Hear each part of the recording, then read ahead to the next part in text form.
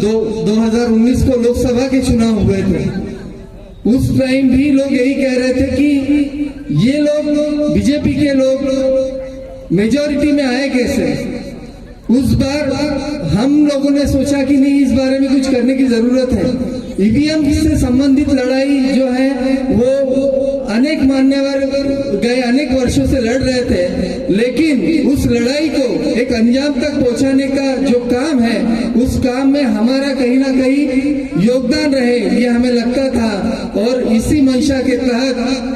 2019 में पहली बार हमने इंडिया अगेंस्ट ईवीएम की स्थापना की और उस माध्यम से 2019 के विधानसभा चुनाव के पहले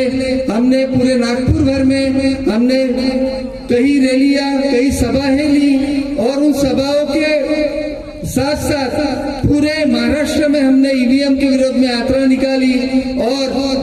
उसका परिणाम भी हमें जो है 2019 के इलेक्शन में देखने को मिला। 2019 का जो विधानसभा का इलेक्शन हुआ, उसमें कहीं ना कहीं एक तरीके का जो अटैक इंडिया अगेंस्ट ईवीएम और अन्य जो ईवीएम के विरोध में काम करने वाली संगठना थी, उनके वजह से कहीं ना कहीं इस देश में जो विषमता लाना चाहते हैं, जो देश के संविधान को खत्म करना चाहते हैं, जो मनुस्मृति का राज लाना चाहते हैं, ऐसे लोगों को हमने कहीं ना कहीं एक स्टॉप देने का काम किया, रोकने का काम किया। 2024 के इलेक्शन की अगर हम बात करें तो लोकसभा चुनाव 2024 के पहले 4 महीने पहले हमारे माननीय जो अभी इस हमारे स्टेज पे जो आसनस्थ है हमारे महमूद प्राचा जी, उनके साथ उनके साथी, इन्होंने दिल्ली से ईवीएम विरोध जो है वो प्रखर किया। उस विरोध के चलते संपूर्ण देश में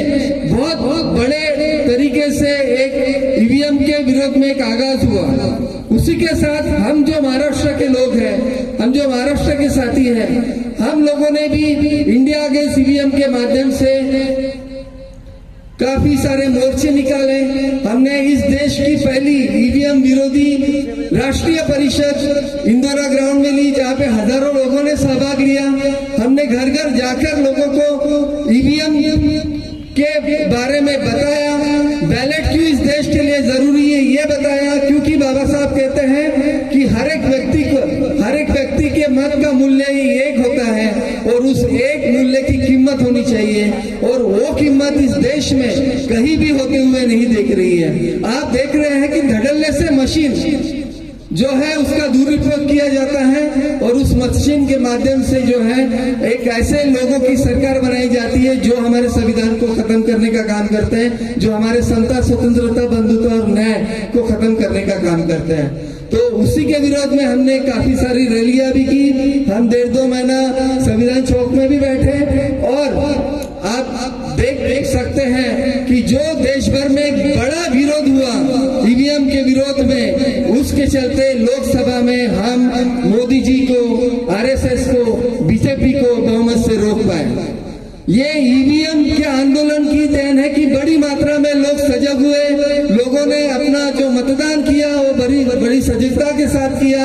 और बड़ी मात्रा में लोग घरों के बाहर निकले, ईवीएम का विरोध किया। हमने नागपुर में लगभग हर बूथ पे सैकड़ों हमने ईवीएम के विरोध में अपनी आपत्तियां दर्ज कराई और उन आपत्तियां दर्ज करा के हमने लोगों में ये संदेश पहुंचाया कि ईवीएम के माध्यम से अगर आपका मत या आपका वोट अगर असली जिसको आपने किया अगर उस उम्मीदवार को नहीं जा रहा है तो आप जो है उस वोट को रिक्लेम कर सकते हैं। लोकसभा चुनाव के बाद हमें ऐसा लगा था कि यहाँ पे जिस तरीके की जो रिप्रेजेंटेशन यहाँ पे जो संविधान को मानने वाले सेक्युलर पार्टियों को मिला है, तो कहीं ना कहीं इन सेक्युलर पार्टियों में एक नई ऊर्जा का संचार होगा और उससे आने वाले विधानसभा चुनाव में कहीं ना कहीं हम लोग जो है इन देशद्रोही ताकतों को रोकने का काम करेंगे। हमें ये बिल्कुल अंदेशा नहीं था, मैं आपको क्लियर कर देता हूँ कि हमें बिल्कुल अंदेशा नहीं था कि इतने बड़ा स्कैम, इतना बड़ा इलेक्शन स्कैम इस देश में होगा, क्योंकि